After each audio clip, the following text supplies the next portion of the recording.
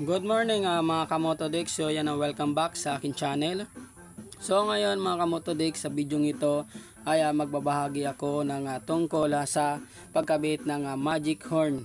Ayan mga Kamotodik. So ngayon share ko lang kung para saan ang mga wires na to mga Kamotodik. So ayan mga Kamotodik, bago tayo magsimula ay nais ko muna magpakilala sa inyo. Ayan mga Kamotodik, ako si B-Boy Motodik. Ayan, nagbabahagi ng mga video tutorial tungkol sa motor. So ayan mga Kamotodik, simulan na natin.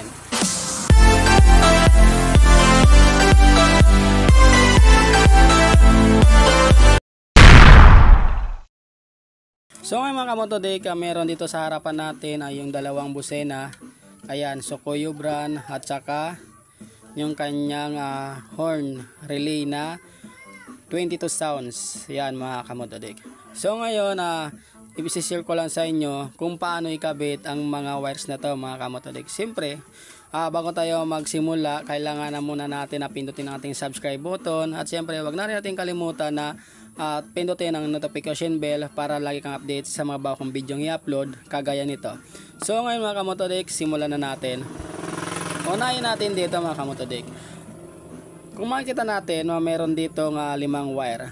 Ayan. Para saan ba ang limang wire na to mga Kamotodik? So ngayon, unang-una, ang pula ng wire na to mga Kamotodik ay positive ito. Ayan. So papunta to sa positive wire ng ating motor. Ito. Yan. Papunta to sa positive wire ng ating motor. At yung color pula na yan na wire mga Kamotodik, meron niya kabit na dalawang pula pa rin na wire. So papunta naman ito sa terminal ng busina natin dito. So tag-isa sila mga Kamotodik. Yung isa kabit natin dito. So walang problema kahit saan dyan sa dalawang terminal na yan. So ikabit natin yung isang pula dyan.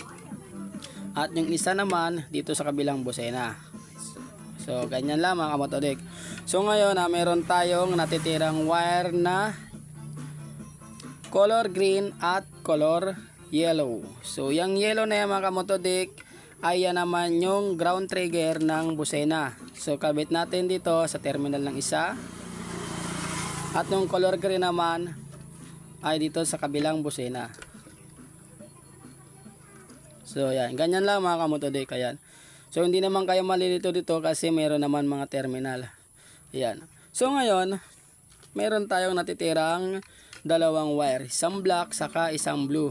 Etong dalawang black saka blue na ito mga Kamotodik, ikabit natin to doon sa stock terminal ng busena natin, sa panggagalingan ng busena doon sa ating motor.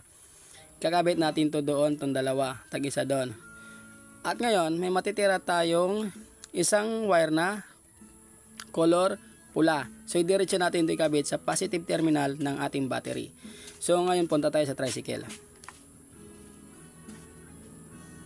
So ngayon, nandito tayo sa aking tricycle na pagkakabitan natin ng ating magic horn 22 sounds na busena. So ngayon mga Kamotodik, ayan, ito yung ating stock wire na papunta sa busena ng motor.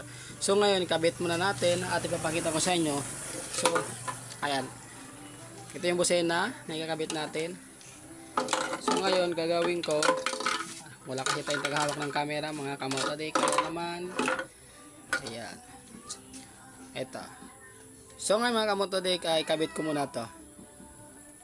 Ngayon ayan na nga, nakakabit na yung dalawang wire na color blue at saka color black na manggagaling sa ating magic horn na 22 sounds. So ayan, nakakabit na siya sa stock wire ng busina ng ating motor. So ngayon may natitira tayong isang wire na color pula. Itong color pula na to mga Kamotodik ay kakabit natin to dito sa ating battery, positive battery mga Kamotodik dito. Ayan. So dito natin to ikakabit mga Kamotodik. Ngayon ayan na nga, naikabit ko na. So ngayon wala na tayong natitirang wire na hindi pa naikabit. Lahat naikabit na natin. Yung dalawang terminal naikabit na natin sa busena. Ayan. So ngayon mga Kamotodik, subukan natin.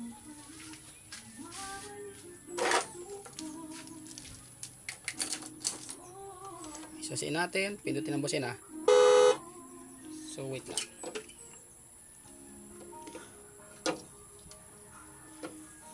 ngayon, subukan natin. So, ayan. Gumagana na, malakas na siya. So, yan yung unang busena.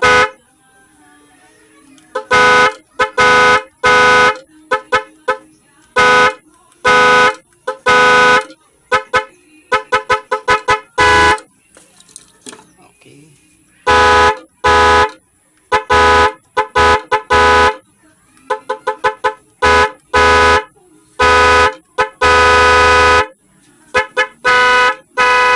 So ayan mga kamotodek, gumagana na yung ating busena na 22 sounds. So ngayon mga kamotodek, kung may natutunan ka sa video na to, ay baka naman libre lang mag-subscribe at pakipindot na rin ang notification bell. Maraming salamat.